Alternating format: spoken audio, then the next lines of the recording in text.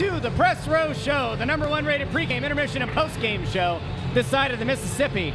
We are back, baby. Welcome in. Well, I don't know. It's a pretty good show. It is the #1 rated pregame, intermission, and postgame show. Some people call it silly podcast. And listen, we are here. We are excited. The Flyers take on the Stars.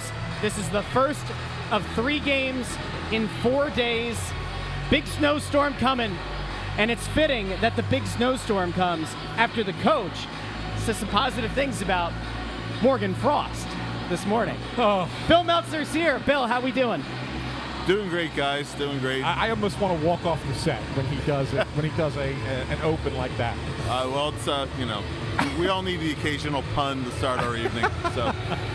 No, it's great. I mean, it's good to be back. I mean, it's been a week since we've been in here in the building, and the Flyers went on that 3-game road trip. They got the first one, which I expected. They got the second one, which I don't think anybody expected. And then a really nice win in St. Louis to sweep the road trip. Bill, this team's playing some really, really good hockey right now, and it's like, I keep writing and I keep saying, the old Ken Hitchcock line, which is probably somebody else's line too, but he used to say it all the time. Yeah. The whole is greater than the sum of the parts, and that's what this team is right now, isn't it?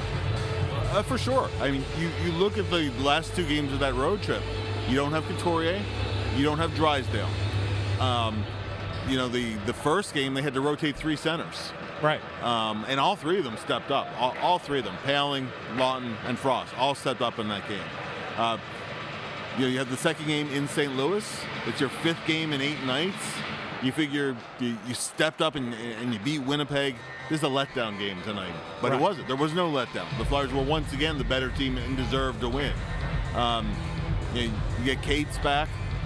And, listen, they put together 5 straight games with a power play goal. That streak ended last game, although Forster had a grade A chance he couldn't score on. The penalty kill is clicking. So they're firing on all cylinders no matter who's been in or out of the lineup on a given night. And, this is a great test because Dallas is a real contender in the West, and they're playing great hockey right now, too. Yeah, and we're going to get to that. That's one of the reasons I wanted to have you on, because as much as you know about the Philadelphia Flyers, you're also a Dallas Stars expert.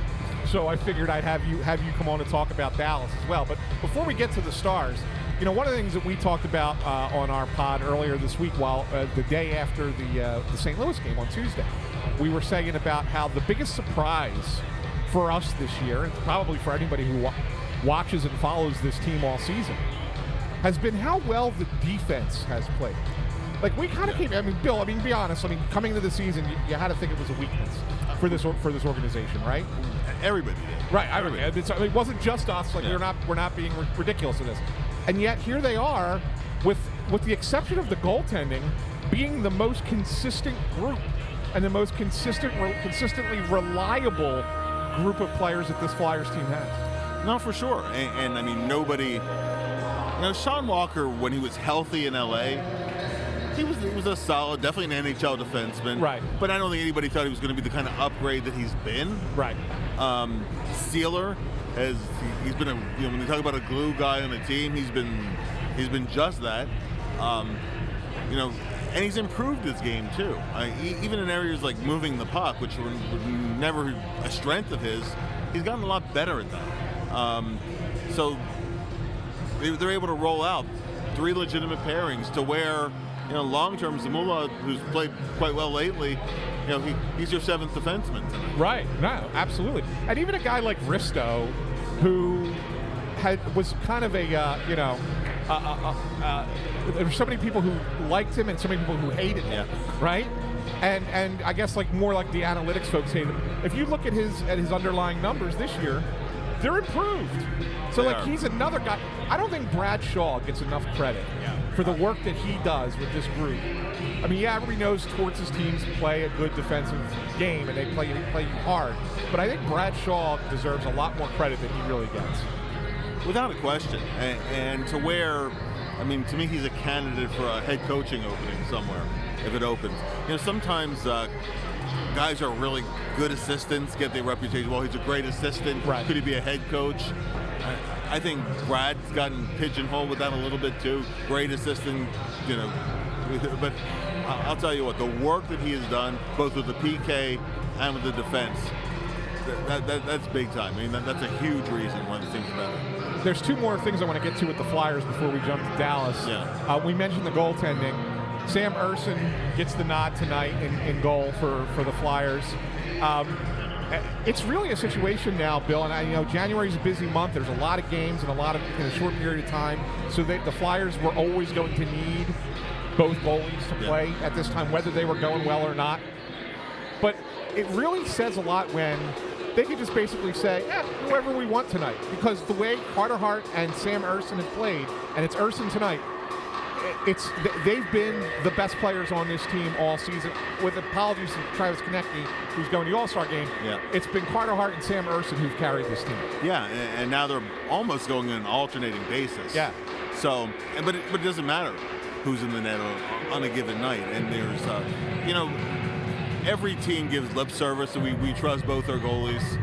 In this case, it's not lip service. They trust both Hart and Urson. And Urson's been on an incredible run lately. Yeah. And it says something that, this upcoming 3 games in 4 nights, Urson's going to get 2 of those games. Yeah.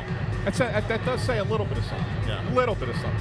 I mean, they do play, 4 more games starting next Tuesday? Sure. Oh, sure. And then whatever, was it Tuesday? Is it Tuesday, Thursday, Saturday, or something like that? After that, so whatever. Yeah, they're gonna play a bunch of games. So it's not like Carter's gonna get put on the back burner, but it is interesting that it starts with Urson. That's kind of a unique thing.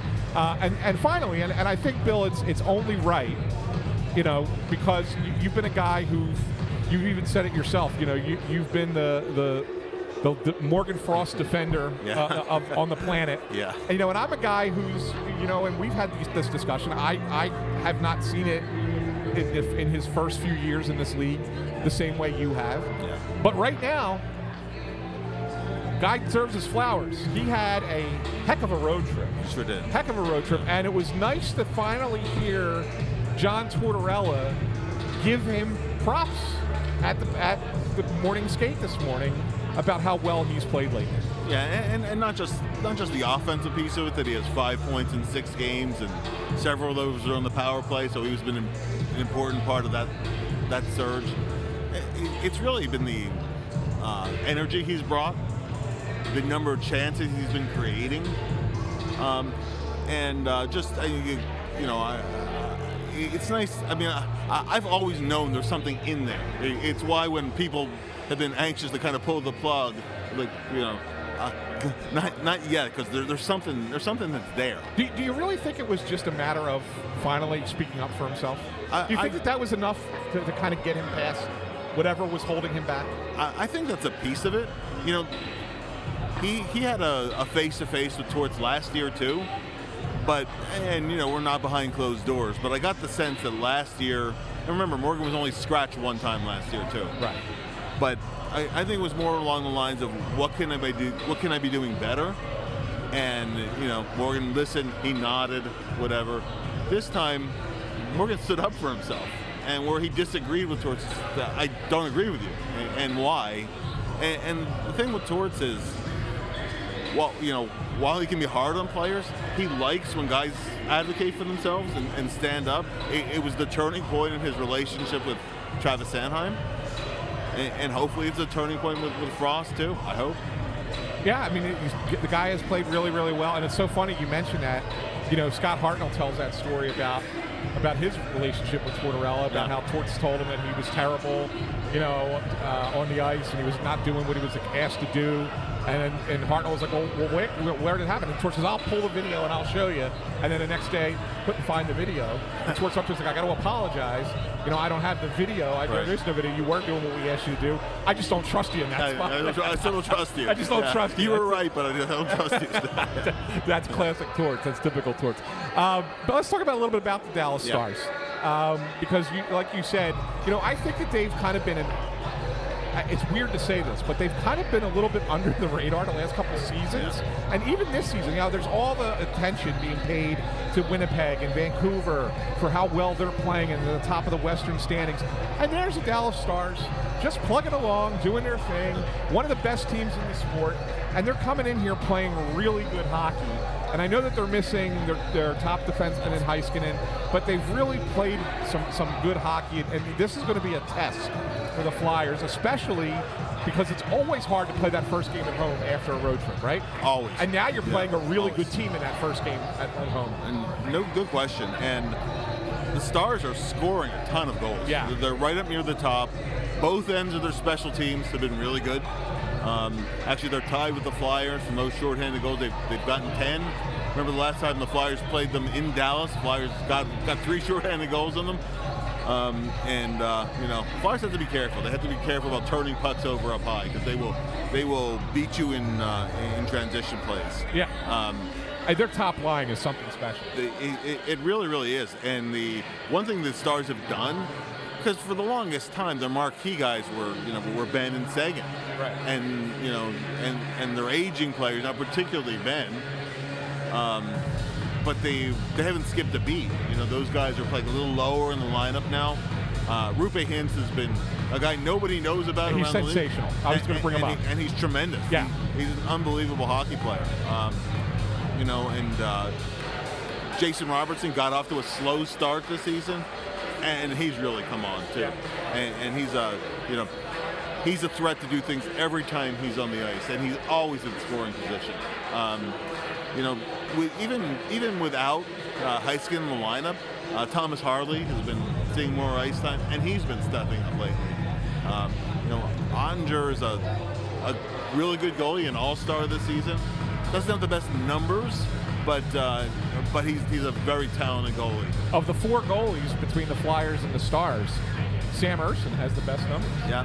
Of the 4, which is interesting. As good as Ottinger's been. I mean, and the other thing is when you look at it, the one thing I really like about Dallas is you have a guy like Pavelski playing on their third line. I mean, this is a guy who's been one of the best players in the game for more than a decade now. Playing third-line minutes on this team and doing it the right way, being a leader in that locker room, and really being a very, very reliable player still, even to this point. And he's always been a great big game guy too. Yeah. Steps up in the situation. He the first time they played him, he won the game in overtime for the Stars, and it's funny. It's funny because sometimes you look back at old draft pick flips, and now thankfully nobody said, well, why didn't you keep the pick that they used in Pavelski? But it is kind of funny because I think it was a 5th and a 6th round pick. Like the Flyers moved up around, or they moved up around the next year. Right. But when he was originally taken by San Jose with the Flyers pick. And the guy who the Flyers got and who they drafted with the pick they flipped was a guy named Ladislav Skirko. I remember Ladislav Skirko. Yeah. And his only claim to fame is that he murdered a referee in Slovakia and buried him in the forest. His stories, man. His stories are fantastic. Oh, hi, Russ. You here? Hello. We didn't even realize you were part of the show today. Yep, I'm not.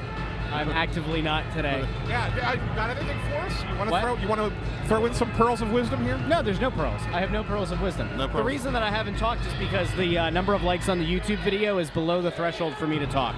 So, okay. Actually, you know what? I should change that because then people won't like the video. It's a fair point. That was your own point, not mine. Listen, sometimes you just have to talk to yourself a little bit. Bill, Jamie Drysdale. Once the trade was executed, I came over to Press Row to talk to you a little bit about him. Yeah. Based on what you've seen, has he kind of lived up to what the initial intel was coming in from Anaheim about the excellent skating? Bundy and Ant have talked about this a lot, but what have you seen? Like, what has stood out to you so far? You mean outside of the fact that he hasn't played in a couple games? Okay, let's not get caught up, all right? We're not calling him Jamie Ellis, all right? He's not Ryan Drysdale. All right.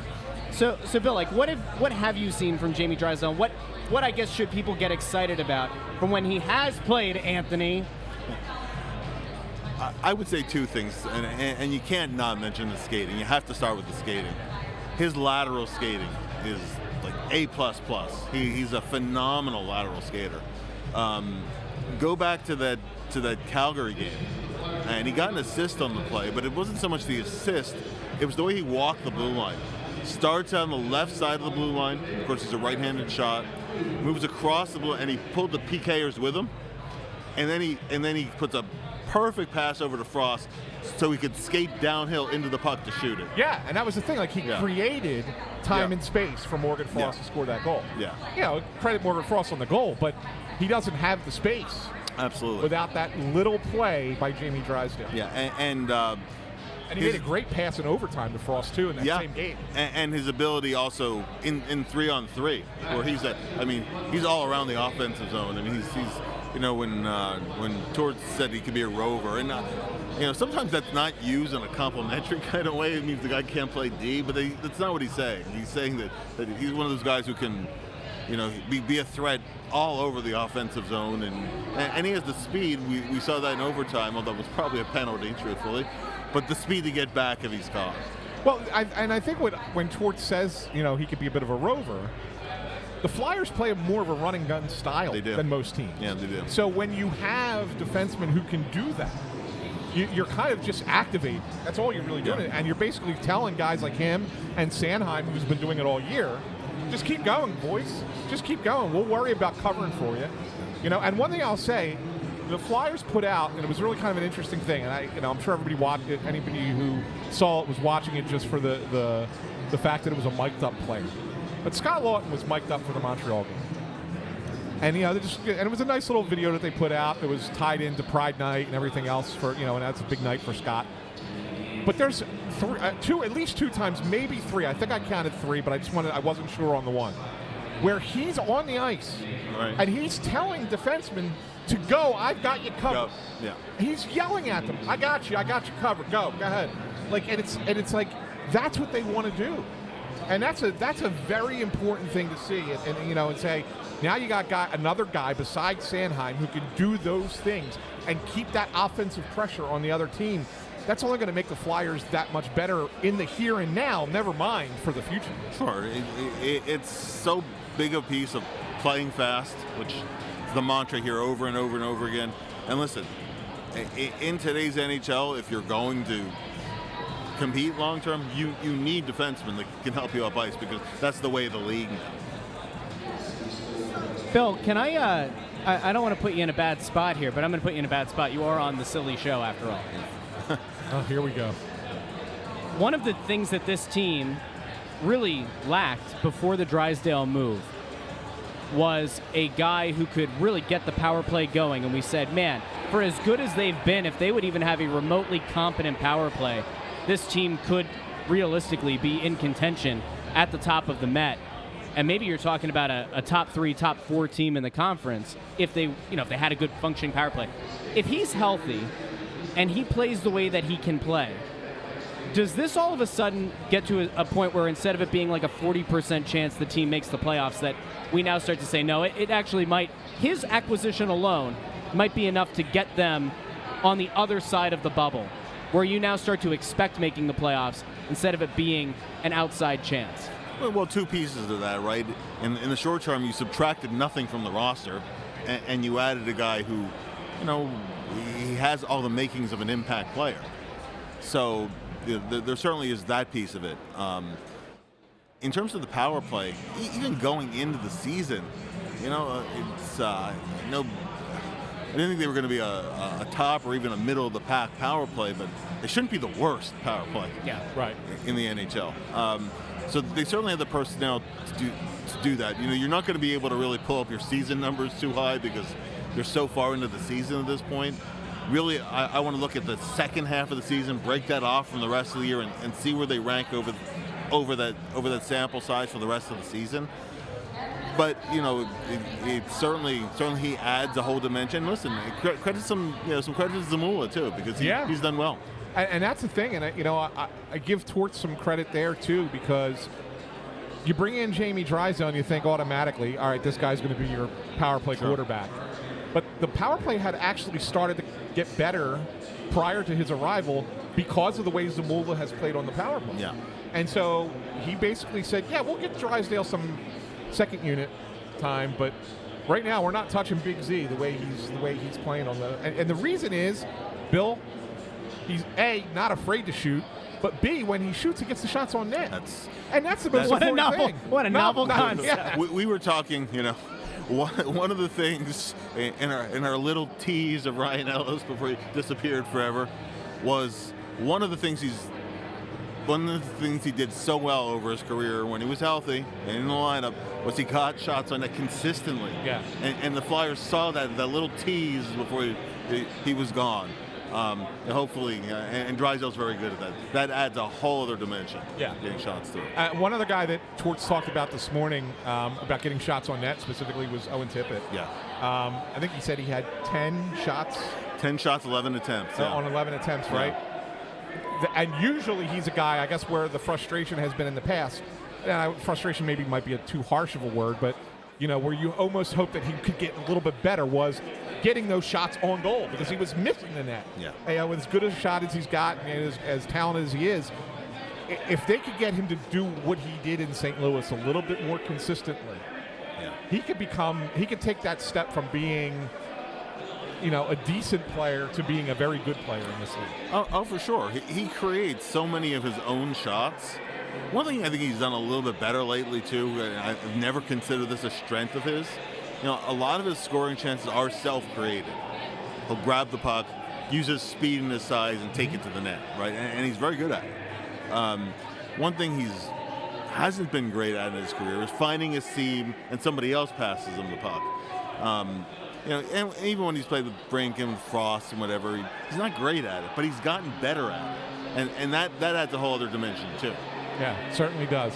Well, Bill, before we let you roll out of here, it's a tough game tonight. Got to get your take on it. What do you think? What do you think happens in this one tonight?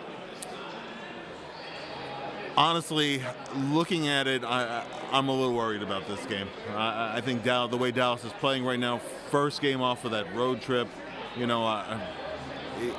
a little bit tough sledding, I think, tonight. Well, you got two in a row like this, right? You got Dallas and you got Colorado on Saturday. Back to back. Who's big deal. Who's looking for a little bit of revenge after the Flyers went out and won the game in Colorado. But you know what? The one thing I really like about this team is they don't care who the opponent is. It's true. They really don't. Yeah. They don't get stars in their eyes. They don't get caught watching the superstars in the league. They don't care if a team's really, really top of the league, top of the division. Doesn't matter. Flyers go out there and just play their game. Yeah, and mind you, it was early in the season, but the Flyers twice came from two goals down against them to force overtime in the game, and that was before Urson was on this game. That was his first start of the year. Yeah. With better goaltending, the Flyers probably win that one. That's true. That's true. Well, point. Bill Meltzer, thank you for joining us as always. Stick taps. You're a Stick taps on the desk. rock star for anything Flyers related and Stars related as well. So thank you very much for your time, and we'll catch up with you again soon. Anytime, guys. Thanks, Bill. All right, so before we continue, there's some pretty interesting stuff we have going on, of course, because this is the #1 rated pregame, intermission, and postgame show. Of course, we love to have a great guest on like Bill Meltzer, who has to be feeling good. A good Morgan Frost day. We'll see if it continues. Morgan Frost has been looking better. He's been looking significantly better. And you know what you could look significantly better in? That, of course, is some of the merch that's available over at shop.snowthegoalie.com. And I have to tell you that it's not just the merch. The merch is great, and we love the merch. However, there's far more going on than just the merch. But we're going to share it to you now. We have That Silly Podcast. People wanted a That Silly Podcast shirt. You can rep it, you can wear it, you can love it. Live, laugh, love. We have the Quitter Gautier shirt, if you're feeling like it. The I'm a Torts girl and I'm a Torts guy. We got the orange and the black, the Bundy Bomb shirts. Of course, fan favorites. We've got Mishkov Mania. We've got the Heritage hoodie. Got all kinds of stuff, the logo stuff. But there's one thing that we do have to talk about, Anthony, and that's something that we announced a little bit earlier this week, and we're doing a live show down at La Sicilia in Oxford, Pennsylvania. Chester County, southern Chester County. Chester County. It's going to be a buffet. All right, so this is like dinner and a show, except it's not just any show. It's the Press Road show, which is the #1 rated pregame, intermission, and postgame show on the road, this and the other side of the Mississippi. We'll be down at La Sicilia. All of your food is included. Big old buffet, pastas, pizza, desserts, grill works. It's going to be exciting. Yeah, we'll have the game. The game. We're going to make sure that Anthony breaks his diet. That I want people to go back to a few years ago. No, I don't have to go back that far. Anthony. The most I weighed was in May of last year. And it's been it's now 63 pounds since May of last year. He had a waddle. He doesn't have a waddle anymore. Now, was it because he was chubby, or is it because he had a hernia? We don't know. But now he no longer has a hernia, and he no longer has 63 pounds. We might get him to gain a couple back, though. La Sicilia, it's going to be a great time. We've already sold some tickets. Limited tickets are available. It's capped at 100 so far. We've already sold in double digits. They haven't started promoting it down there yet, which they will be, but I promise you it's going to be a great night. We have door prizes. There's going to be all kinds of fun stuff. Come take pictures. Come, have a dandy time with us. Bundy will be there. You never know who's going to show up. Bundy's. So and the other thing is like if you have Bundy's book, Road to Redemption, bring it with you because he'll sign it, he'll personalize it for you and everything. If not, I think he's going to have a few there as well that you can purchase on site. And there's going to be some door prizes. I can't say what they are yet because, to be honest, I'm just going to be honest. The Flyers said, "Oh yeah, we'll get you some," and I don't know what they're giving us yet. So until we know, who knows? Who's to say? Once we know what we're getting, I'll let everybody know what the door prizes are. They've never let us down on stuff like that, though. So I think it's going to be stuff that you're going to show up for. So yeah, again, it's on. I didn't even say the date, but you can see it on the screen. It's on March 16th. March 16th. Yep. Flyers doors at Boston. Doors open at 5:30. We'll go live with the show at 6:00. Game starts at 7. Flyers, Bruins, La Sicilia, Oxford, PA. It's going to be a great night. Seriously, a great night to enjoy some hockey. Intern Andrew will be there too. Intern Andrew will be there. Hold on. Meet Intern Andrew. Intern Andrew, I'm bringing you on screen, so you better make sure that you look put a little smile on there. There he is, Intern Andrew. Over on the side. He'll be there. Will he have a special poem for the event? Who's to say? I understand that you do an Intern Andrew impersonation. I don't know if that's true. I could learn how to do. Oh no. I understand that there's an Intern Andrew impersonation that Russ can do. I don't know if that's true. I guess we'll have to find out. He said he wants to hear it. Anyway, head over to shop.snowthegoalie.com where you can find tickets to this great event. It's going to be a fantastic time in it. And again, if you support the show, which many of you do, That Silly Podcast, now available over on shop.snowthegoalie.com. One of many great designs. I have to tell you, though, Ant, I know we didn't talk about this the other day, but you know the I'm a Torts guy shirt? Yes, I know this story. Go ahead. So I don't have it pulled up here. Ray Supper. It was Ray Supper. Yeah. So Ray Supper was down in Tampa. He lives down there. And he was he was at a thing for one of the Lightning, the 20-year reunion celebration thing for the Cup. And he wore his I'm a Torts guy shirt, and he took a picture with Frederick Modine, and I forget who the other player was. And it was somebody else, and one of them texted Modine texted it to Torts. Yeah. Now, does he know that it's from That Silly Podcast? I don't know. If he didn't know. We'll find out. If he didn't know, now he knows. So, you can not only support That Silly Podcast, but also, I guess, if you're a Torts guy or a Torts girl. So, everybody have a, we got. They're for Bundy. They're Bundy's dinner tickets. I was really excited that was like something fun that we could show here on the stream. It's okay. No big deal. They're Bundy's dinner tickets. Bundy's dinner tickets. Where are our dinner tickets? As a former player, part of the deal always was, Ed Snyder always said to the players, if you ever come back after you're retired and come to a game, we will treat you to dinner. I love that. So it's dinner tickets for any former player, yeah. I love that. Anyway, head over to shop.snowthegoalie.com, get your tickets for the live show at La Sicilia. And I'm waiting on Bundy's prediction, but we know that this is going to be a tough task. It is. In net tonight is Sam Ersson. Jamie Drysdale is in the lineup. So is Sean Couturier. Both back after missing a couple games. You know what that means. I'm wagging my eyebrows. You know what that means. Flyers get it done tonight. Nice. I like that pick, Russ. Because you know what? I like Sam Ersson. I do. I think that he's very good. I think he's very steady. I think he's been impressive all year. I get that Dallas is a really good team. At some point, we might have to acknowledge that this is setting up so badly to get clipped later.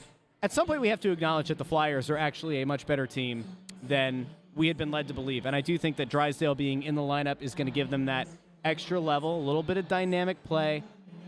Ersson and net. You think that guy who keeps tweeting us after every win, our video from early in the season about the team being better, But then, well, you got to remember, I'm the one who brought it up. Goes completely silent every time they lose. Yes, that is true. He doesn't say a word. You have to remember, in that clip, maybe he'll take that clip now and he'll update it. Maybe he'll update that tweet when he tweets at us. There is a clip where I said, or maybe they're a little bit better. That's the one he shows. There's another one that he shows too that doesn't include that. But okay. Anyway, you had a lot of people, by the way, that were congratulating you on the weight loss. So I saw. I'm going to say, thank you all. I'm going to say the Flyers win tonight, 3-2, and it's going to be a low score. Call me an Urson guy, man.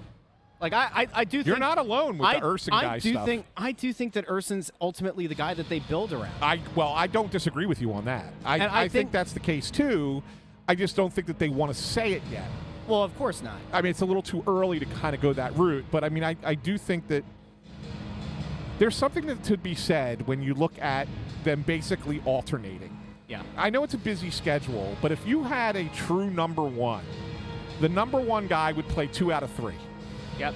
Pretty much. So he would play 66%, 65% roughly. Yep.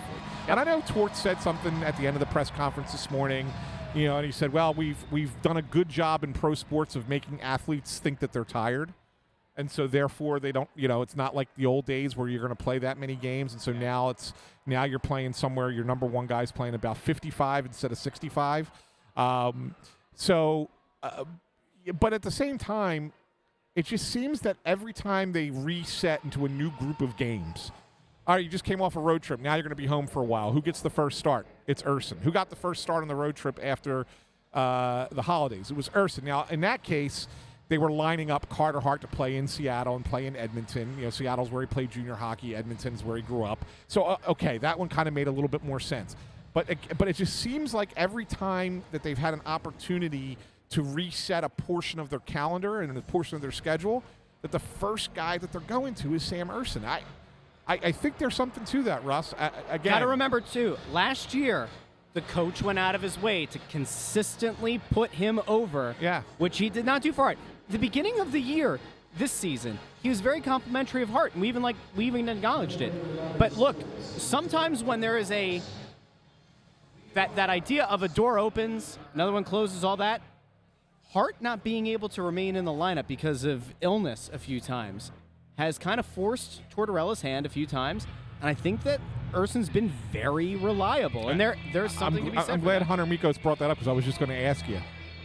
You look at Sam Urson as a dark horse candidate to win the Calder Trophy this year, Calder Trophy for the Rookie of the Year. Does he qualify after he only played what, 10 games last year, whatever it was? Was it only 10? Something like that, whatever it was. Yeah, I mean, I would think he has to be in contention. As long as he qualifies. I didn't think that he did he does. From the amount last year. No, he qualifies.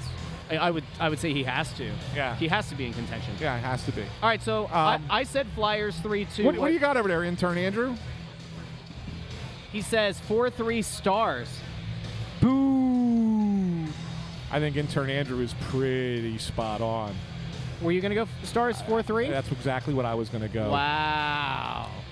4-3. I mean, I was debating between 3-2 and 4-3. Uh-huh. And I just think that the way that they're scoring goals right now is as well as Urson's playing. And look, do I think it could be like an overtime kind of 4-3 game or a shootout kind of 4?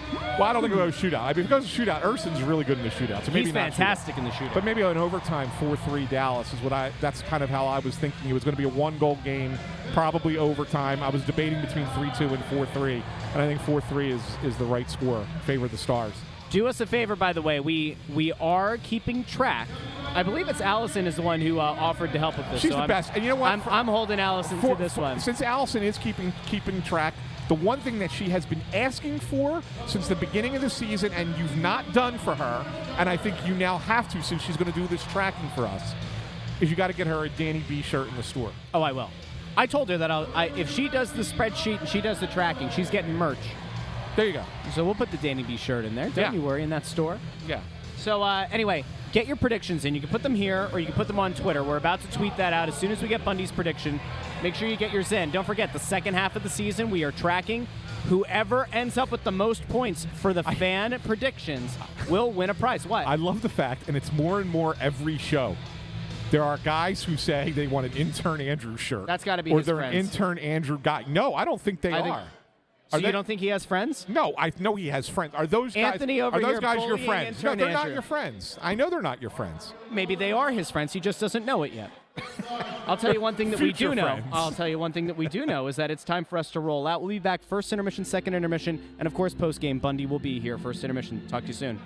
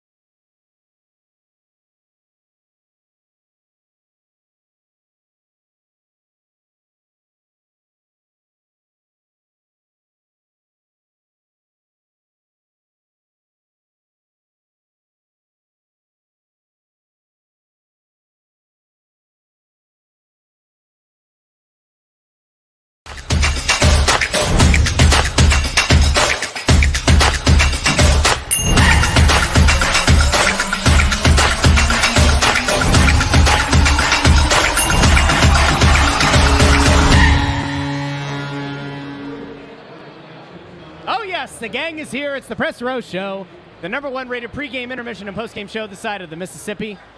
Gentlemen, we were talking about off the air. We were talking about a little bit of a weird first period, kind of underwhelming on the Stars side of things. Certainly expected a better period out of them. And then with a minute left in the period, Sean Walker puts the Flyers up 1-0, assists to Farabee and a guy who Bill Meltzer was here touting pregame, Morgan Frost. How we feeling after that first period? Well, I mean, the goal is fine. I mean, it's a beautiful pass by Frost, but the shots were 15-1. Yep. 15-1, Bundy. It's almost like Dallas didn't show up at all. And their one shot was like in the opening minute of the game on a 2-on-1. Ersson makes a really nice save, and then that was it. They didn't get another shot on goal the rest of the period. They looked totally disinterested, like completely disinterested. And the Flyers were great. Yeah. I mean, they did it. I mean, that's the kind of game we talked about on Flyers pregame today about, road and home. And this was a great example of, like a team really coming out and exposing the other team. They didn't wait on anything. They didn't let the flow, like the game, kind of take its time to settle in. The Flyers really went after it, put a ton of pressure on the Dallas defense. I don't think Dallas had really much of anything. They had a couple, plays coming into the zone, but Flyers handled it fine, and I just didn't see really any threat at all coming in the Flyers. I mean, I can't think of a chance. There'd be zero chances for that one shot. A perfect period by the Flyers here at home. Yeah, and you don't normally get that. In any game, right? You don't normally get that kind of a dominant period where it's just, again, I want to reiterate the fact that first shot by Dallas was on the first shift of the game. Yes. The first shift of the game, and then nothing the rest of the period. Not a single shot. And I know Heiskanen is out of the lineup for them. Yeah. But they look like they're missing something. They look like a team that has no idea what was going on in that first period. And it's a team, as you said, Anthony, before, like they're playing well. Yeah, they're scoring a lot of goals. Their offense is rolling. Not a bad night to pick the Flyers, Bundy. Yeah. Just have a little bit of a belief there, Anthony. 20 minutes in. Let's see how it goes. 2 more 20s like that, and it's a surefire thing there, Anthony. And Noah Cates had a chance at a goal, too, and I don't know how he didn't get it.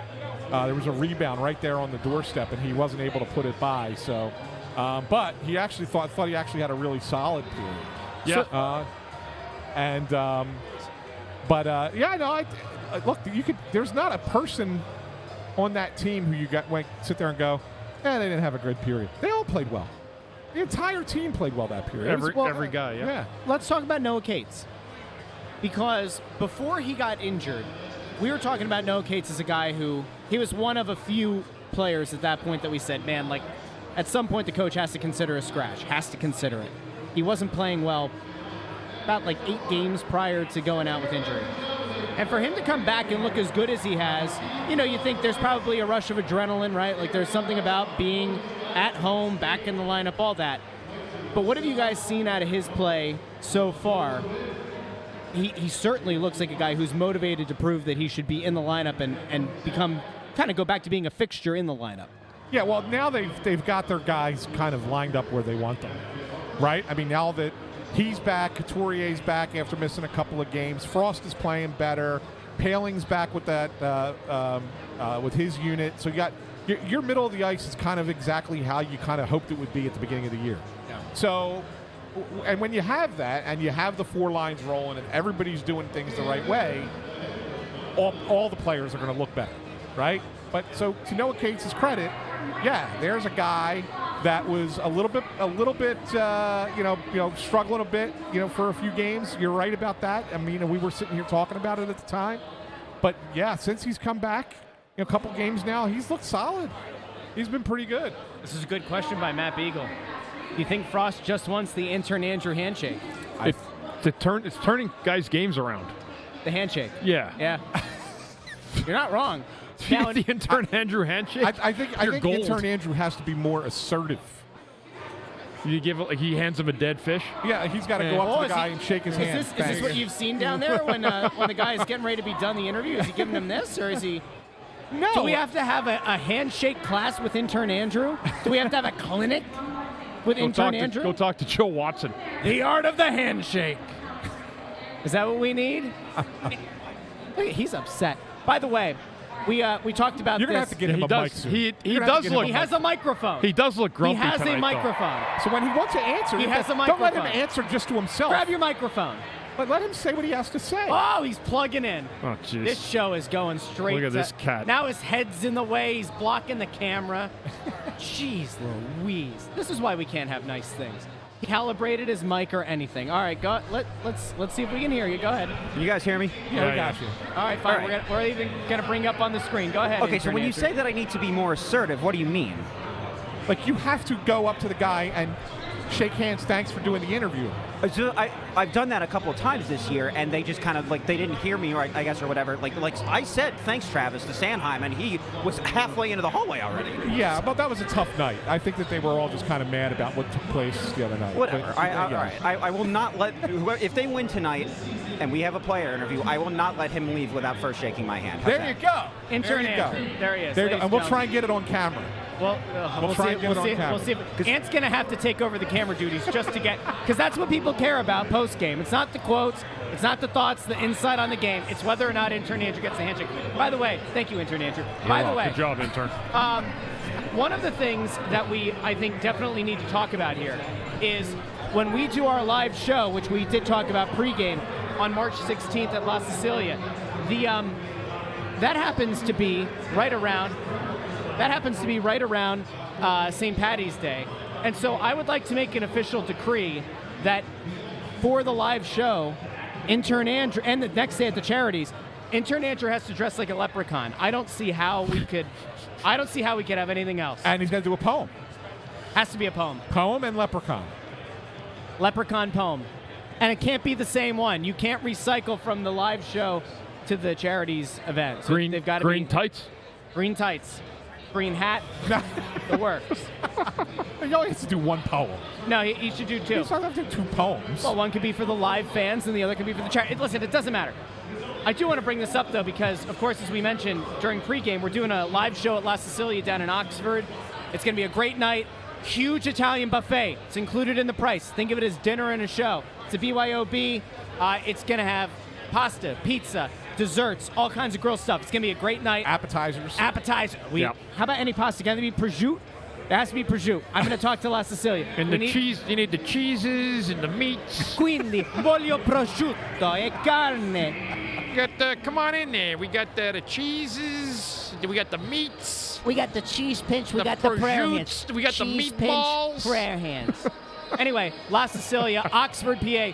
We had two listeners come up during the first period, and they were like, hold on a second. Remind me, where is it? When is it? Put it in the phone. Going to buy tickets. Shop.snowthegoalie.com. It's right on the main page. We look forward to seeing many of you down in Oxford at La Sicilia, March 16th.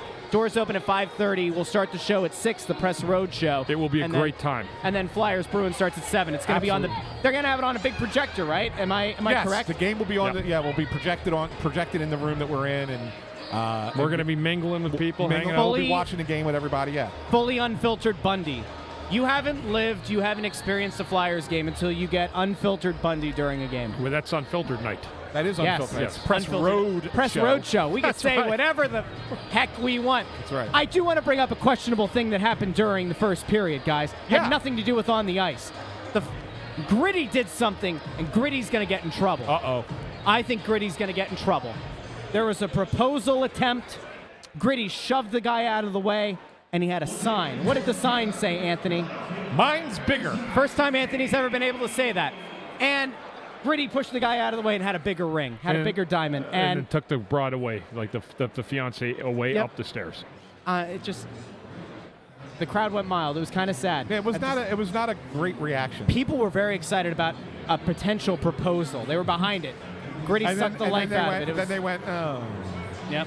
Yeah. So, It was anyway. bizarre. It was a little weird. I like what Mike says here. The roads are slippery, and so is the show. Love it. All right. So we talked about Noah Cates. We did say that Frost had a really great pass to set it up. Drysdale's back in the lineup after missing some time. Barely noticed him. I'll be honest. In a good way or a bad No, way? Because good way. we That's talked a about good this. way. A good way. Like, it was just kind of like the team, the system that the team is playing right now, it's just everything was either in Dallas's end or every time Dallas tried to come back the other way, they separated the Stars from the puck, transitioned it back in the other direction, whether it was with a good first pass or a nice little breakout or turning it over in the neutral zone, whatever they were doing. And it was just a well-oiled machine of 5 players on the ice. And it's not like you sit there and go, oh, well, I didn't quite notice this guy because he's not been playing well while others have. They all just kind of blended together. And I think that's what you want this system to look like. You don't want people to stand out for just doing their job. Yeah, the goal scorers and the assists, those guys are going to stand out on those particular plays. But when you're playing good team defense, you don't notice anybody, and that's a good thing. And you know what? That's a really good point by Anthony, because the team is really just a lockstep right now. And I always said, like, when you're playing like this, you feel like you're never going to lose. The same is true when you're losing. You feel like you're never going to win again either. But that's when you get a high like this, you got to ride it. Yeah. Because it could be the difference in what really happens at the playoff. When you get to the end of the year, I would expect Dallas. I mean, they couldn't be any worse coming into the second period than they were. I mean, I'm sure their coach would be like, guys, what was that? That was. But what we did see was the Flyers playing, as Anthony said, their system to perfection, and it requires a lot of checking. It requires a lot of diligent puck pursuit. But the Flyers never give up on it, and that's why they are in every game. They just don't stop competing defensively, and they have a real knack for going after the puck. All right, let me look at this as glass half empty guy for a second. A few games ago, Flyers had a 5-on-3 opportunity they didn't execute, and we said that could be the moment that the momentum shifts in the game. Given how the Flyers outperformed the Stars, given how they outshot the Stars, given how they looked so much better, to only leave that period with a 1-0 lead, is that something that should be a little bit of cause for concern for this team and for Tort? I was just going to say, the worst part of it all is you only got a 1-goal lead, and it didn't come to the last minute of regulation. So, yes, that would be the only thing against the Flyers in this start of the game, is that they just didn't get a 2 or 3 goal lead, which they could have had. Yeah. But they certainly had the momentum, and there's no reason they should not have that momentum coming into the second, except Dallas. I would imagine with the amount of guys and experience in that room, they're going to tell their teammates to wake up. Sorry, guys. I was distracted by all the funny comments that are coming in, some that we cannot put up on this one the we screen. can. And that's what I was laughing at. Our listeners, our fans are the best, the absolute best. It's a growing community of... I was going to say psychopaths and sycophants. I don't know if I go that far. One of the comments there, I cannot. I think we know which one it is, but anyhow. This one's great, too. Where is it? Here it is. Oh, come on. Which one? Come here, Bill. Hey, Bill, come here. Come here, Bill. Can you imagine, though? Like, can you imagine, though? Like, and we had Bill on pregame, too, Bundy. All right. We had him on pregame. All right, so let's play this one out. Let's Flyers fan fiction this one out for a second. Morgan Frost is down on his luck. He's feeling bad about himself, right? Flash to the tunnel. He's about to go out on the ice. Bill Meltzer's standing there in his dapper suit, and he looks at him and he's like, "You got so much more in you. You got so much. What are we waiting for?" And they sends Frost out and he gets an assist. Cut me, Bill. Cut me. So good. What are we waiting for? Every game. Every game. Guys are the best. Silly I'll tell stuff, you what, guys. Silly stuff. If Brian Johnson had a guy like that, maybe the Eagles are still in the playoffs. Hey, there you go. All right. Is there anything else that you guys wanted to get to from that first period? Anything else that stood out? No, because we can't even talk about the goaltending. He made one save. It was a great save, but it was one save. It was a great save. But it was one save. Oh, fun. Well, we can kind of spin this. You know how many saves now in the last 2 home games Sam Urson has had in the first period? ¿Cuántos? One. There you go. One. Yeah. One. He's got to give up 2 goals against Montreal, no saves. And in this period, no goals, 1 save. It's crazy. Bundy, we talked about this pregame, and we can bring you in on this now. We were talking about the goalie situation and the fact that, as Anthony noted, quite a few times they've come off the road. First game back, it's Urson and net, not Hart. We talked about the fact that last season Tortorella was very effusive in praise of Urson, not so much Hart. He was good with Hart in the beginning of the year, was a lot more complimentary. Hart has had some issues being able to stay in the lineup because of health. Seems like Torts might be kind of going back to the well with Urson. Is there a chance here that you could see a switch here? Not that it's going to go 60-40 the other way, but is it surprising to you, I guess, that he seems to be going to Urson in these moments to kind of reestablish? Listen, the one thing I do know is that it's amazing to have two goalies playing well, and Urson's been great. Carter's been, we know what we're getting there. But eventually, and we're not going to talk about this now, he's going to have to pick one of the two. That's 100% mortal luck. They're going to have to come to a decision at some point if this is a playoff team, maybe around the deadline, and they're going to have to ride one guy. And because I'm going to tell you right now, the two goalie thing doesn't work. I've been there in the playoffs. It's a nightmare. So that's an interesting thing that you bring up there, Bundy, because last year Boston was best team in hockey all season long. Yep. Right? And they used two goalies all season long. And then in the playoffs, they decided to try and go with one guy. Yep. And he was fine at the beginning, but then started to fall off, and they didn't switch to the other goalie until Game 7. It was too late at that point. So is it a situation where if you're doing this all season, then you almost have to keep doing it in the postseason? Yep. Because then one guy, you want to ride one guy, they may not be used to playing every other day. You know what I'm saying? I totally agree. And I'm telling you, it may not be here yet, but it's going to be a conundrum at some point, and I'm looking forward to seeing how this all goes down. Yep, I agree with you. It's going to be something. Yeah. Hey, last thing here. Q-Dell says, I know you guys absolutely hate Canada. That's not true. But any chance you guys would come north of the border for a show? I don't have a passport. What? I don't have a passport. Dude, what a disgrace that is to hear that. You know why? It's because I love America so much. I don't need to go anywhere else. I love America. See you next time, intermission. All right, we'll talk to everybody in the second intermission. Spread the word about the Press Row Show, the #1 rated pregame, intermission, and postgame show this side of the Mississippi. Talk to you soon.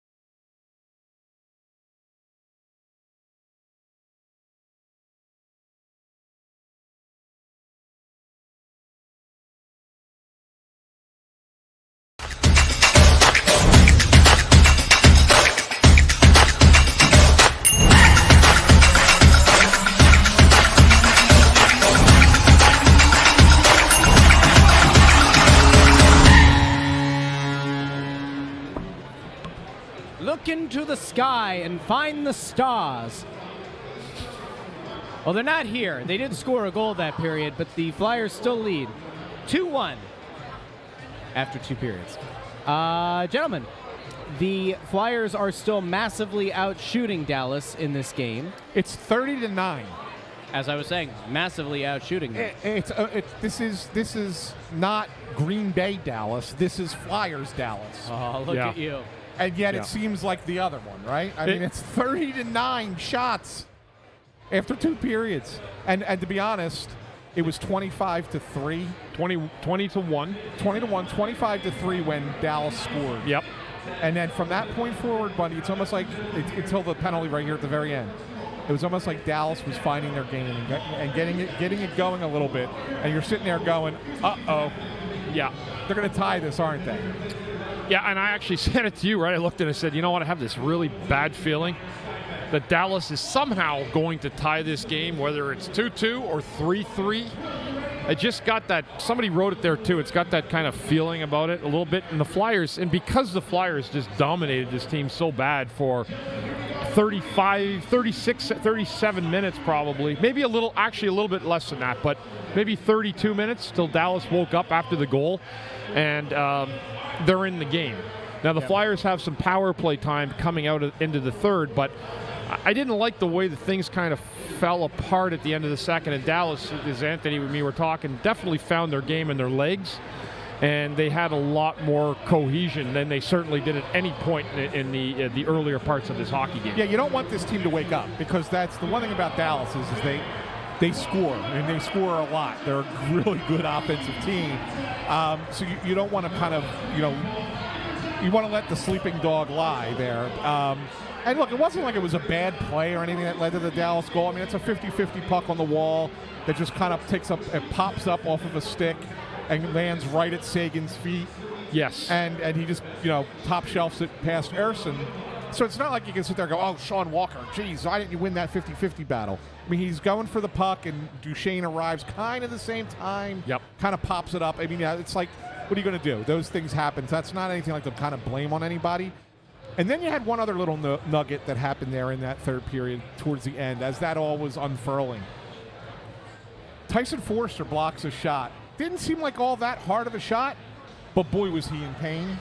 It looked like it was his left foot, I want to say, as he was going off the ice, and he tried to sit at the end of the bench for about 6 seconds and then needed help down the tunnel.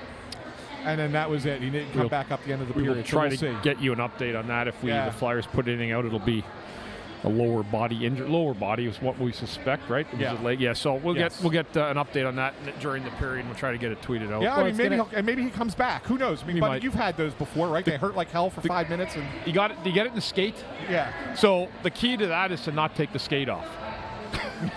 No, seriously, because it keeps it compressed. Yeah, like there's a game I played I think it was actually Carolina, and I took a puck, a rocket shot right off the toe of my skate, and it felt like something exploded in my back, like the top of my toe. And I said, I'm just going to leave it. It went back. It was one of those ones where, it really hurts for 2 minutes, and then it didn't feel right, but I was able to go. So at the end of the game, you don't take your foot off, but don't take your skate off. So at the end of the game, I took my skate off. My whole nail blew off my big toe. Gone. Wow. And the toe, it literally expanded so much, just blew it right off. And I had to, I wrapped it in, tape for the rest of the year. And that toenail didn't come back for 2 years. So take a look at the screen. So brutal. You took off your skate and it looked like this.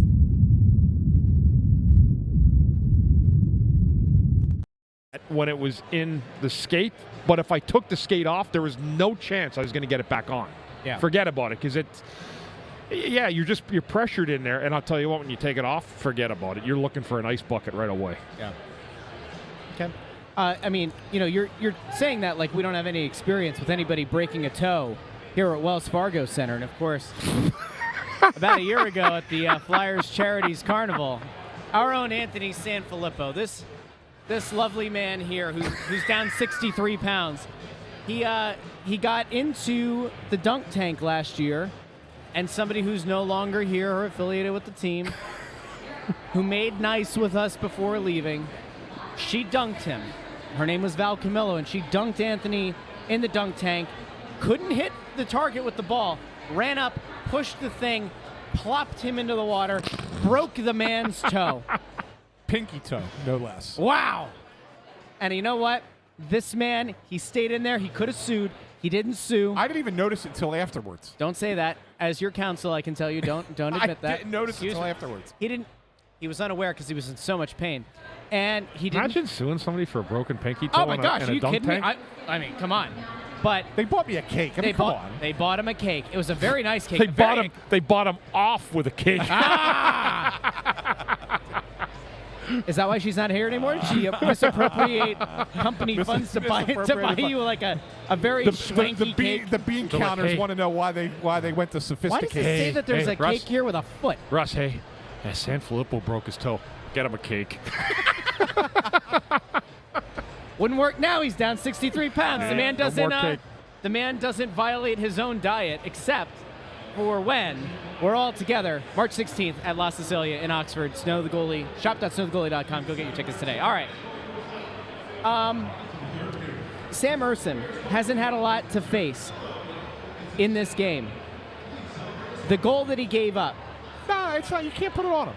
Well, I was throwing it to you. Yeah, I don't think so. I mean, what do you think, Bundy? I mean, it's not really like that. I mean, it's tough. It's top corner, good goal scorer. Yeah, I mean, it looked like a guy. It was quick a puck play. battle lost, quick tic-tac, and this guy that knows what to do with the puck, and a guy who scored some goals against the Flyers in his career, so pretty adept at it, Tyler Seguin.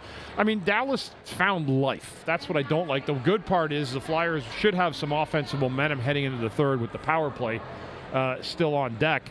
But for the most part, they got to get back the Flyers to playing better 5-on-5. It wasn't awful, but it's just that Dallas found their game a little bit. Yeah. And really, that's what they're saying in their locker room. Yeah. They're sitting there saying, we've got 9 shots through 2 periods. We've been awful for this entire game, and we're only down a goal. Go play 20 minutes of hockey. You can win a hockey game.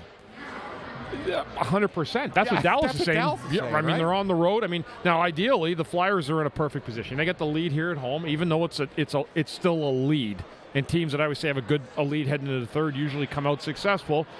I might eat my words on that, but I do think the Flyers know what they need to do against Dallas in the third period. It's a matter of whether they do it. Get an update on Forster too, because that'll shuffle the lines around a little bit, and it'll cause some juggling to go on. Well, they already have 11 forwards so to bring begin it to with. 10. So you get 3 lines going now. Yeah, you're basically down to 3 lines at this point. Yep.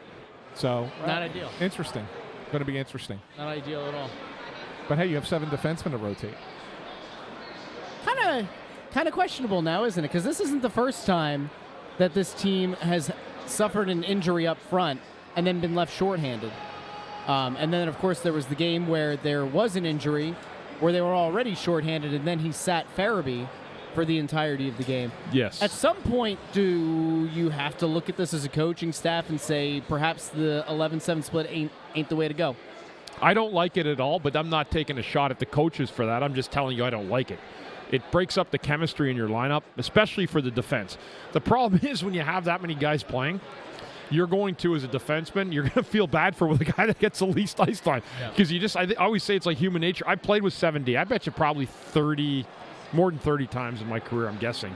And it's awful every time because you're trying to wiggle that last 3 guys together for a final pair, and sometimes it just breaks up. But now the Flyers with 10 forwards here, if that's the case, they're going to have to really, really dig in here. Short shifts in the third and get the puck in. Don't allow Dallas to freewheel. And that's what the Flyers did so magnificently well the first 30 minutes of this game. They took time and space away from Dallas the whole period, the first 30 minutes, and it was very, very difficult for them to find space to create anything. The Flyers can do that again, but they're going to have to really, really get off the schneid here in the third with this power play. And if they don't score, don't be deterred by that, but get back to playing better 5-on-5 like they did about the first 32 minutes of this game. And this is kind of what Russ was talking about very briefly in the pregame, or maybe it was first intermission, but about the power play. Like, here is an opportunity for the power play to be a difference maker, right, for this team. And it was first intermission because you were here, and you had said you didn't expect it to be bottom of the. No, it was pregame because it was Bill, wasn't you? It should say you don't expect them to be at the bottom of the rankings in the NHL. Maybe they middle of the pack was probably what we thought, right? But they shouldn't be dead last. And here's an opportunity where you're up a goal, You've been the better team the whole game. You're going to start the third period on that power play. If you score in that first minute of the third period on the power play, you're probably going to win the game. You certainly have taken a huge step. And that's where when we talk about power plays winning games, that's an example of a power play where you take advantage of that one moment in a game. And this is the moment in the game where if you're going to keep climbing, you're going to stay in that pack, you finish teams off with a good power play coming out of the game. Now, for some reason, and I don't know, and I heard this stat long ago, and I assume it's going to remain, teams that come out with a power play and a clean sheet of ice, it's not as good as you'd think it is. Because you're expecting the puck to zip around in the clean sheet. For some reason, it doesn't quite work out the way you hope it does, thinking that power play is going to immediately work well because of a clean sheet of ice. Yeah, and vice versa.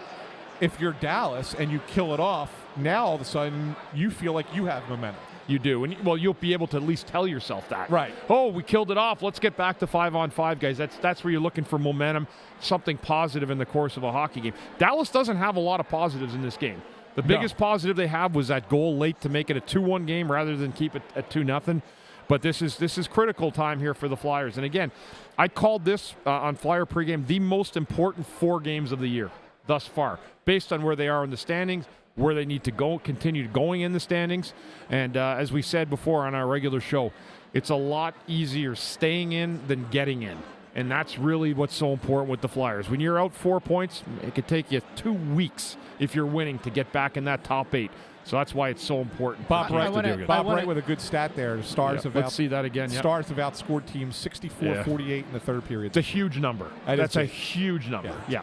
I have something really important to show everybody. Yeah. Because it comes back to something weird. Oh, it won't work. Never mind. Scratch that. Oh, you mean this was a technology fail by you, Russ? Yeah, but it was good. It was really good. Oh. And I'm actually really bummed that it isn't going to work. Color me stunned. I know. Because it's something that's being done last minute. Well, it was something that, pertained to something earlier in the show. Okay, so you're not going to tell us what it was. Nope. Was it silly? Well, it was a little bit silly. It was a little bit silly. Oh, you're the best. You're the best. It was. Yeah. I could show you what it was, but it won't show the people. All right, we're sorry about that, folks. And Russ is having a meltdown. I'm just having a moment. The technological meltdown. Just having a moment, guys. Okay. 5 minutes left until the final period. There was some initial concern expressed in the second intermission show, the #1 rated pregame intermission and second intermission show. That this is perhaps, the second intermission. That I just said that perhaps things could be trending in the wrong direction, and that Dallas is getting their feet under them. Bundy, how important are the first 5 minutes of the third period in deciding who wins this game? Did he listen to anything we said? No. Because you know why? He was too busy trying to get something ready for that technology that failed. Yeah. So, Russ, it's very important. The Flyers have some power play time that we'd like to try to execute and take a 3-1 lead. And if they don't, they're going to have to move on and get back to even strength and really, really clamp down on the 2-1 lead and hopefully execute and get an extra goal. That's excellent analysis. Thank you, Bundy.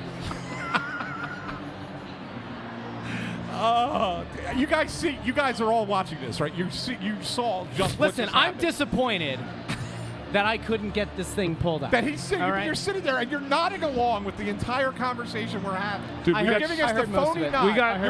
We got Spicoli checking out our camera. Yeah. I got. Don't worry, my dad can fix it.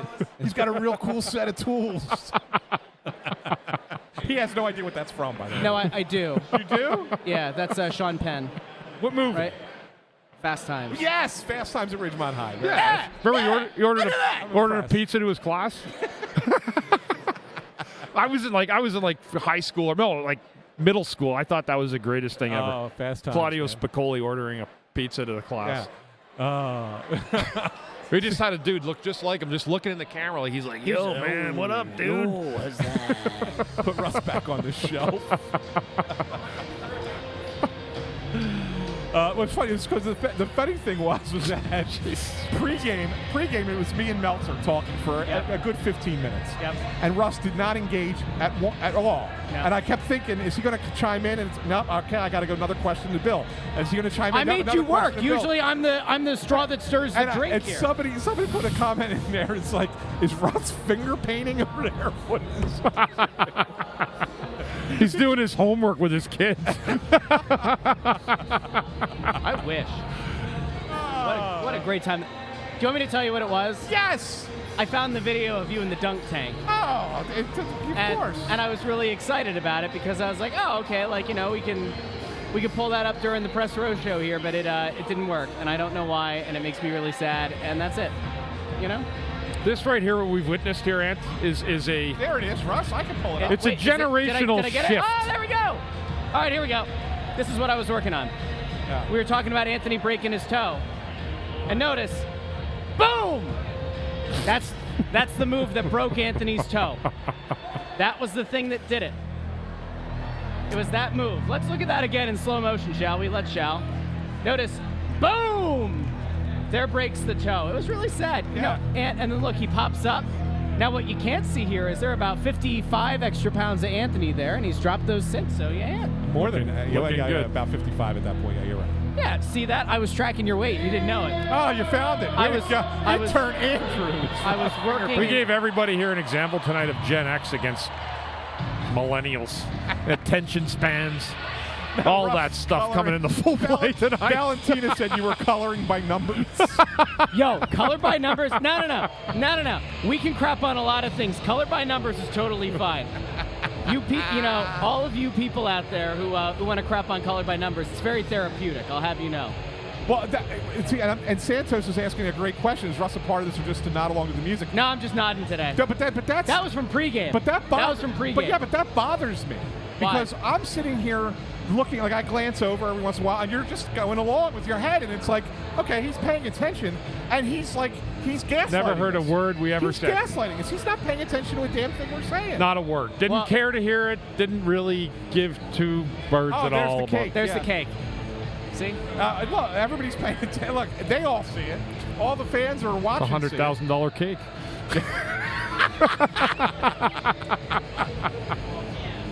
All right, we're off the rails. We got a big third coming up, Russ. We got a 2-1 lead, in case you didn't know. Power play.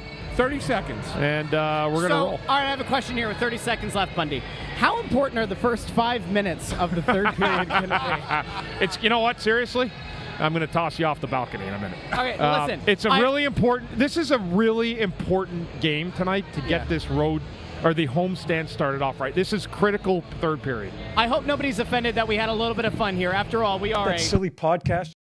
All right, we'll talk to you all post-game. Join us.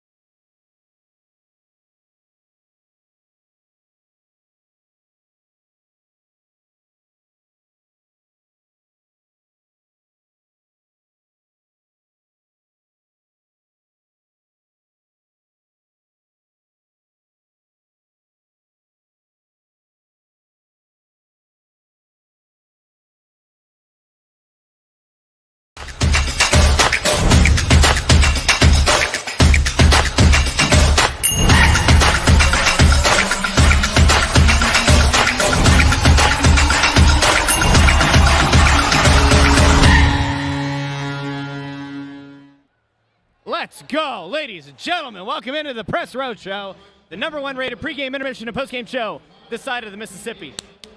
Let's talk about how Philadelphia takes down Dallas. We just dogged Big D. How about that? We wanted to get him. We wanted to dog Big D in another way, but we took care of it here tonight. Philly style. That's right. Take that. That was an unbelievable win. And Russ, you know what the most important part of the third period was? With those first 5 minutes, Bundy. First 5 minutes. That's right. And if you would have listened to us, you'd have known that. I did. I had to tell you a second time. Okay, so what happened in that period? Flyers executed the power play. Yes. Cam Atkinson scores, gives them the cushion 3-1. What do they do after that? They play great defense the rest of the period. They kind of stagnate Dallas a little bit again. They couldn't find their footing. And as a result, the Flyers just went out and played. They played. They got a fourth goal on the kind of fluky penalty shot by Lawton. But again, I thought they were actually going to take it back because it looked like there might have been a stop in the play when Lawton did it. And then Ottinger got his pad lifted up as the puck was going on ice. So 4-1. And then, hey guys, we were treated to the goal of the year. I mean, By this is far. not even, it ain't even close. There's no goal in the NHL this year. Now, Owen Tippett's goal the other night in St. Louis was top 3. Yes. This one tonight is eclipsed everything. #1. It's the #1 goal of the year. I mean, this was an absolute filth. And you That- know what? We're starting to actually see now. I'm actually start saying it wow, we hosed Florida. Oh, yeah. We hosed them. You know. And who made that trade? He who shall not be named. Owen Tippett can play hockey. That guy, and you know what? Sometimes it doesn't matter. That's why we say you hate giving away young guys or when you think they haven't done anything in 2 or 3 years. Mm-hmm. And you just got to develop some of these guys. Now, some of them are going to end up being crappy. That's the way it goes. Not every player. I mean, these guys in the first round never play a game. That doesn't happen a lot, but it happens. Owen Tippett has had everything that you'd want in a player except development, and he has speed. He can shoot. He's got more of a willingness to compete in and around the blue paint, which was my question about how much he wanted to do that. Making smarter plays with the puck as he approaches into the offensive zone. And he's finding a scoring groove. But that goal tonight was absolutely filthy. You're not going to find a more beautiful goal anywhere in the National Hockey League this year. A spin-around backhand that goes top shelf, far side as he was coming down the left side of the wing, the right shot. He just ended up just zipping back around on his gorgeous backhand that went top shelf on the far side of Ottinger. And, this was a great night. It really was. It was a huge, huge win to start off a homestand, coming off the most successful trip that we've seen this team have in a long, long time. Chuck Fletcher made a good trade. Chuck Fletcher made a good trade. You know what it was? Chuck Fletcher. Hold on. You know how much this pains me? Okay? But I'm going to say it. What?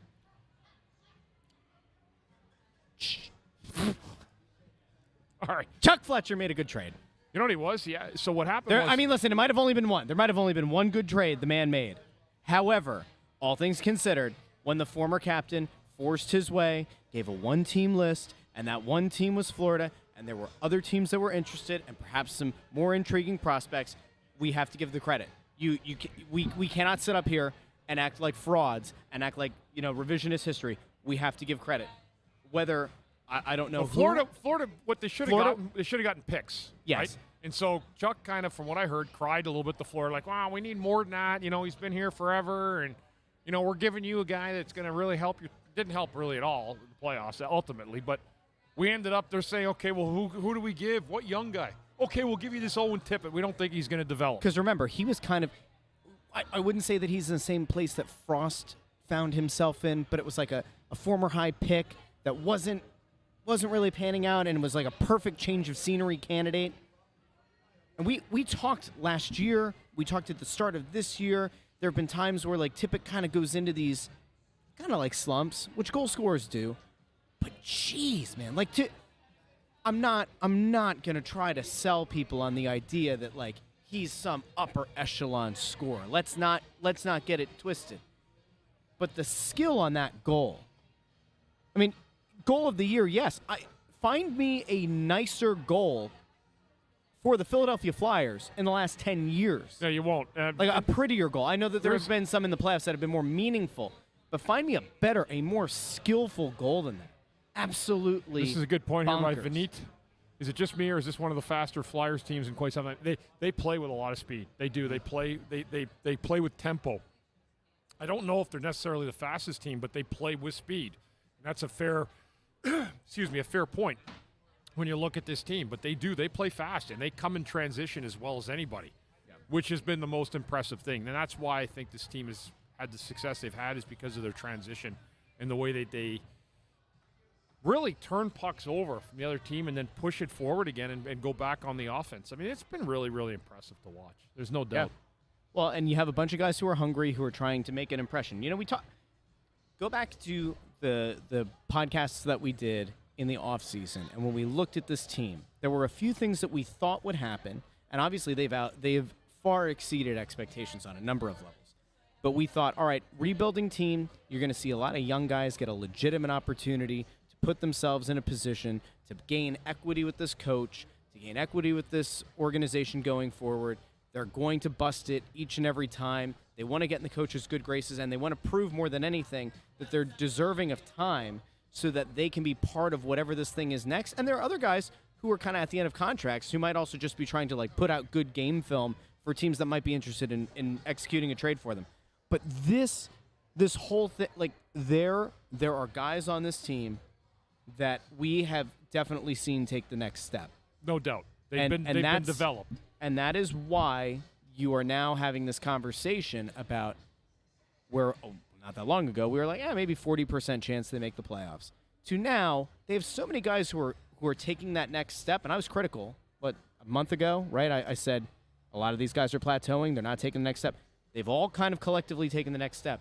That's why we're starting to look at this and you go, man, there's a legitimate chance here that you can say, like, hey, 60% chance they're going to make the playoffs now. Like, you can see a path to an upstart team that, like, I don't know what they do if they get into the playoffs. There's a lot of youth on this team, but they do not back down from anyone. Dallas didn't show up tonight. Like, let's just call it like it is. Dallas didn't show up for the first 35 minutes of the game. But as a team, you can only play what's across from you. And the Flyers didn't play down to whatever effort Dallas gave. And then they ultimately blew their doors off. They did. Why are we talking? People talked about Giroux in here. We talked about the trade, what they got back for him, because it could have been a first-round pick. Yep. That would have been later, but I think the Flyers, they needed a player. They had to have a player. Colorado was interested. It was Colorado was interested. But what happened was Giroux big-dogged everybody, and he said, "I'm just going to go here," and it didn't work. They won a round. We're not going to speak ill of the departed. I will just. No, we're not talking bad about anybody. I just saw on Twitter yesterday, there were people taking screenshots of the former captain in Ottawa now looking really dejected, and people saying, "Oh my God, Ottawa broke him." All I'll point out is, since he has left here, his teams have not been successful. They have not taken another step. He went to a Florida team that looked like they were cup bound. It did not work out. They didn't make necessary moves to retain him. He went home to Ottawa, a team that had a lot of talent. Yeah, and they can't develop anybody. And like it hasn't worked. We don't wish ill. It's just like that is the truth. Those are the facts. And to get the guy in Tippett, because when you go back and you look at the trade, because let's talk about the trade, it was Tippett and it was also a first. And when you look at it and you looked back on that trade, you thought, hey, that first is actually the more valuable asset because you don't know what Tippett was going to be. And now seeing what he's kind of turned into and what his upside is, you have to feel like, wow, you got a lottery ticket, a first round pick, and this guy who appears to be developing under this coach, and we know likes this coach. There's a lot of guys that have developed under this guy. I'm not going to, in fairness to Torts, he's done a great job. I mean, there's no doubt about it. Talking about the Sens, you know what I think? Honest to God, they have 6 players on forward that need to be and should be better than Giroux, but they're not. We are ready to go down below. We now have Jamie Drysdale. Nice. With Flyer, Jamie Drysdale. Jamie, back in the lineup tonight. I guess you're feeling better.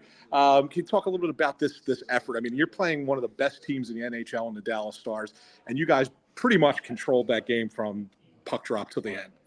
Yeah, I think obviously it's a big step for the group. Coming off a real good road trip and 4 wins in a row. So I think the mindset was just to, just prove that this isn't just a one-off and come in here and play a really good team and at home in front of these fans.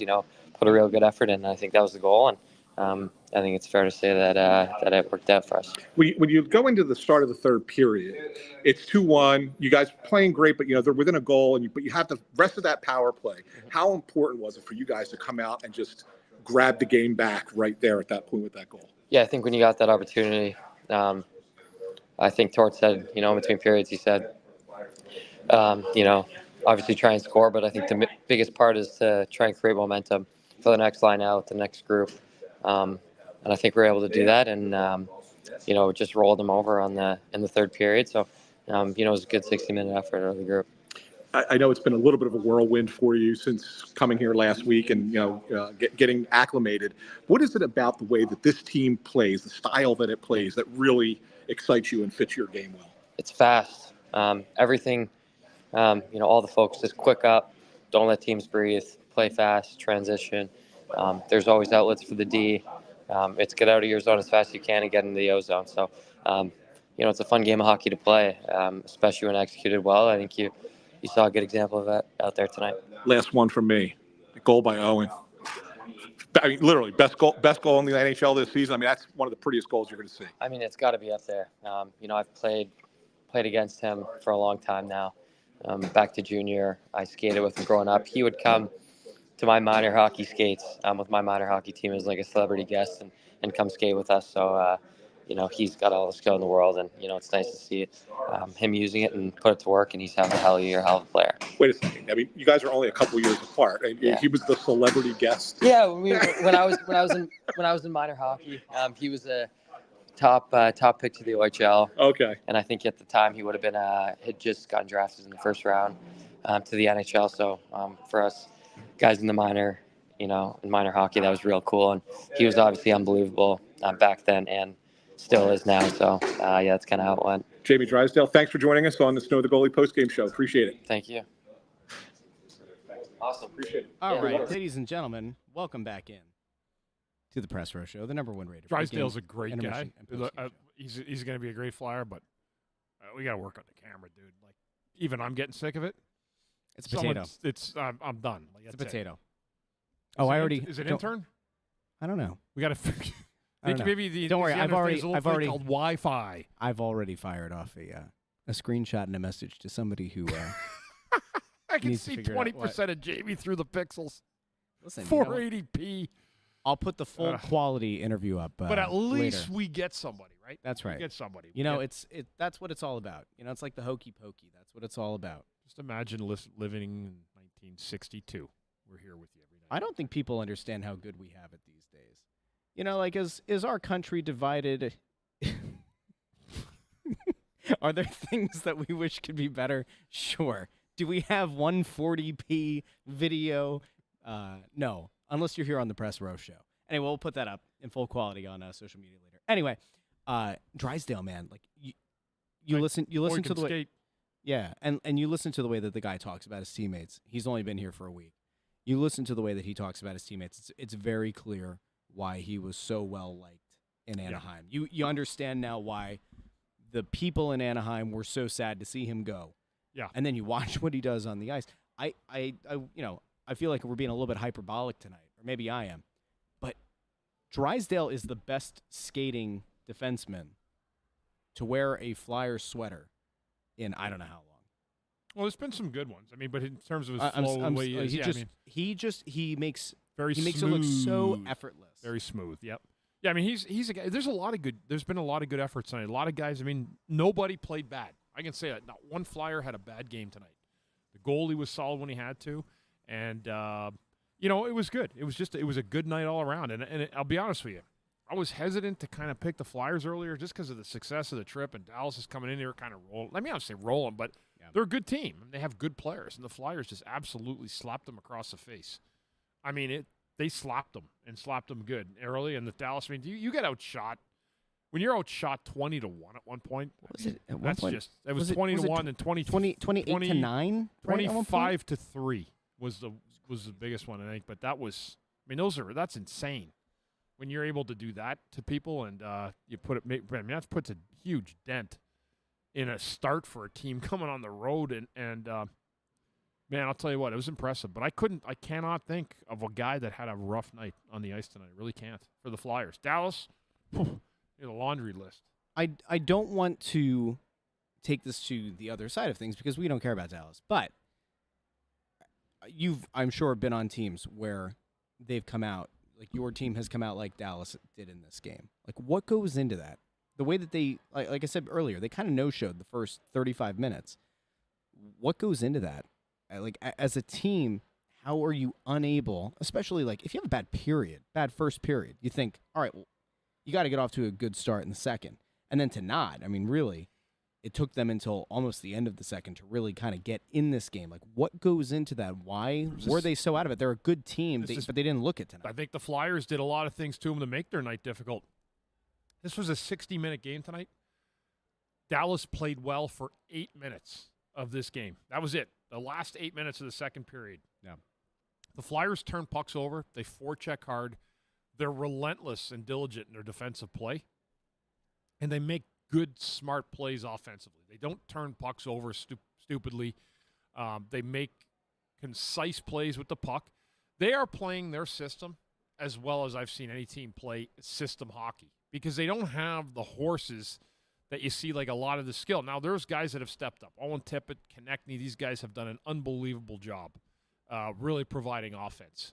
But this was, again, like, people say, well, maybe Dallas was bad. You can say that, but why were they bad? Maybe it was the Flyers. Maybe the Flyers did that to Dallas. Now, that being said, I don't think the Stars played well tonight. I mean, if they, if you showed up like that in a playoff series, you'd get swept. Yeah. So I'm always more to believe that they had a rough night. Look at Anthony's back. Does he want to join us for 5? He got the handshake? You got the Drysdale handshake. We didn't see the handshake. Are you? Just move my bag. Whoa, hold on a second here. We got Anthony SanFilippo coming back. Intern Andrew, you get yourself over onto camera. Grab your fourth mic. Great job tonight, boys, with those pixels, too. That was excellent camera work again. Are you on Wi-Fi with that phone? We're getting intern here. I don't even have you on yet. I'm upset with your camera quality. This looked like one of those 1979 Intern Andrew, look at your camera. VHS look at your recorders. Camera. Adjust. There you go. All right, let's bring Intern Andrew on. Let's bring Anthony SanFilippo on. Intern Andrew, what the hell were we looking at down there? Because, again, it was like 140p. Somebody said that it looked like what was the garlic fingers was the one night, right? Tonight it was a potato again. Like, what's going on? I'm sure there? Andrew's on Wi-Fi. I've been connected to the same Xfinity Wi-Fi every home game this year. I'm nothing if not consistent. So if you want to complain to people higher up on this hierarchy than me. Now, with that said, did I make you guys a promise tonight? I said if the Flyers won before that player left the room, I would get a handshake. Admittedly, I did not do that. I got 2. Okay, 1 before, 1 after. There you go. Now I am willing to say that I'll never wash my hand again. No. I am willing to say Jamie Drysdale is the greatest NHL player of all time to wear the number 9. I'm putting Gordie Howe down at number 2. I'm going to say Cherry Hill, New Jersey native Bobby Ryan is number 3. I probably shouldn't put Provorov on that list. Oh, Too soon. Let me think. I don't. 9s. We've let him go wild. I like Philip Forsberg. That's a good pull. That's current. And number 5, he didn't play hockey, but I'm going to say Nick Foles. How about Bobby Hall? No. Bobby Hall's pretty good. Yeah. And you got a bat in the cave. That was before my time. I didn't want to say. I didn't want to say anything. I can't look at it. Yeah. We got it. No, it's still there. Yeah. You're a little jeez, Louise. Hey, Fridge. There's Fridge. Way to go, Fridge. Hey. Way to go, Fridge. Come here, Fridge. He's got to come over here now. Here we go. Here. Fridge on the show. Here, give him the mic. Give him the mic. No, you can jump in for me. I'll go okay. There. All right. That'll work. Fridge, how you doing, buddy? What'd you think of that tonight? I want to add, they've made it. That's a bona fide NHL contending, Stanley Cup contending team. They were picked. This is Dallas. They were picked from the start of the year to be one of the teams in the end. They could not find an answer for the Flyers game. They got mopped up, dominated, and we haven't seen that in years. But there's Tim Saunders. Timmy, there he is. Detroit Timmy, go Lions! D-Town. Actively roots for the Red Wings. How about Tippett's goal? Tippett's goal. Yeah. candidate for goal of the year. I'll call it. We right already now. easily. did. We called it 20 minutes ago. Damn, I think we all did too. Yeah, Bruce did as well because I said if you thought last game's goal was unbelievable, the one in he St. outdid Louis, himself. this one is top that. This one's nicer, man, and he knew that was going. That was by design. You see it in the replay, his face. He's like, I'm going upstairs with this, and top shelf cheese across the bar. That's a beautiful goal. Owen Tippett is becoming an elite player right before our eyes. The skill set, it's almost like unbridled skill that needs to be controlled, needs to be maintained because he just keeps getting better. Like and they he's did with us. yeah, right. Mine was more like keep this guy in a cage. But for Tippett, it's just like they're working with him. They're rounding out that skill set, and it's like, yeah, man, it's special to see it coming together. They changed his stick. He's got a different lie. The puck is finding him, staying with him more. Great win, Fridge. We'll say it really quick. Big game next Friday night for us, the alumni. That's going to be a 7 o'clock. Playing the Bruins. I hear they got a good squad, but we have a really good squad as well. And we're telling people there's a lot of tickets available still, a lot for second deck. So get your tickets. Come down and watch the Fridge. You got a lot of guys. LeClaire, Lindros, Mark Recchi. It's his weekend. I'm playing with Dennis Seidenberg. We got Mark Howe, Kimo Timonen. List goes on and on and on. But I just want to make sure people are aware of that. That is next Friday, the 26th, and we're excited about the alumni. Oh, yeah, that'll be fun. That'll be fun. Recognize Mark Recchi as well. Yep. Legend. A couple of the guys we played with are coming back. So, Yep. yeah, the fans come out. Enjoy it, man. This is Flyers hockey's back. You know, the building had energy tonight, and it's helped us, man. It's helped us immensely. So that's the beauty of Philadelphia Flyers, man, and the hockey when they play their way. The fans show up if you come and work and you leave it all out there, and that's what they've been doing from day one. And you know what? It's nice to see them get rewarded for that. Yeah, it absolutely does, Fridge. Yeah. All right, we'll go home. SanFilippo, see you guys later. Go warm my car up when you get out there. Thanks, pal. What a night. Fridge is great. I mean, he always comes. He loves coming. I could bring him on once every 4 or 5 nights. He's walking out because he comes out the same elevator. But you know what? Does a great job on radio, a job that I held down for many years too. And it's good to see Fridge giving us a little bit. And you know what it is too, guys? Like I see it down here. It's fun down here. Yes. Like it's fun again. It's not like, it was and we're hoping. I mean, the team's it works hard. They're good. They're consistent. And it's been really, really a joy to come down to the home games here and even cover the road games. It's been a real treat. I will say this. What will you say? Tonight's win is a statement win. But they can't let it go away by having a bad loss on Saturday against Colorado. Did Colorado win that game? Or they were losing to Boston? I didn't see the final. So I didn't want to say anything after the second. It was 3-1 Boston. Yeah, I didn't see the final. Anybody want to Intern Andrew will get it for us. And so I was thinking to myself, I didn't want to say it because I don't like looking ahead, and I never did that when I played. Yeah. But I'm thinking, you got to be good here. That's why the first 5 minutes I was thinking, because I saw the score of that game. Because you got Colorado coming in here next. Yes. And if they lost. Boston 5-2. Boston. So there you go. So if Colorado comes in here Saturday, it's pretty hard for a team like that to lose twice in a row. Yeah. And so that's what I was thinking at the end of the second, why that first 5 was so important. You know what, though? They got to play the Flyers. They got to play the Flyers. Yeah, look, I'm okay. Look, if you lose that game Saturday to Colorado, I'm okay with it. Just make sure that it's a competitive game, a good game. You give that same kind of effort that you're giving in this game tonight. I mean, hell, if you play the way you played tonight, you probably win the game. You probably surprise them too, right? Yeah, I mean, I think you saw the best in the last 3 games. I think we've seen the best home game the team's played all year, and the best road game in Winnipeg. Yep. Yeah. So I mean, that's as good as it gets. To play any better than that, I think, is impossible because you're starting now to get into like the best the team has looked all year in the league. Yeah. So that's where they're at. They've really peaked in terms of where they're at, but it's being able to sustain it. You're not going to play like that every night. Yeah. It's not possible. But it's how you play that you find a way to pick up. But you heard Jamie Drysdale say, I mean, even though you couldn't really see it through the watery lens of Intern Andrew's phone, but you heard him say how fast this is. Like talking about the difference between the way he was playing in Anaheim versus the way they play here. Yeah, and Anaheim's a team that's go a little bit too. I mean, they have no defense. They're an offensive minded team. Yep. And even that pales in comparison to what they're doing here. This is different. This is unique. It has the feeling of something that could be special. We could be in the midst of a holy crap, what a special season run. There's a lot of time. There's a lot of time, but as of right now, the vibes are good. Yeah. And you know what? it's time for us to roll out. We'll be back on Saturday and Sunday with the Press Row Show. If you're going to be down at Wells Fargo Center, remember, take the elevator by section 121 through the glass doors all the way up. We are outside of the Snow the Goalie Sportsbook. We have a lot of cool stuff coming up. Remember, shop.snowthegoalie.com for your merch and get your tickets for the live show March 16th at La Sicilia in Oxford. It's going to be a great time. The Press Road Show, huge Italian buffet. Join the three of us, and we will we'll see you guys on Saturday for the Press Row Show. Until then, go subscribe to the podcast. Subscribe on YouTube for Bundy, for Intern Andrew, who got 2 handshakes tonight. Wow.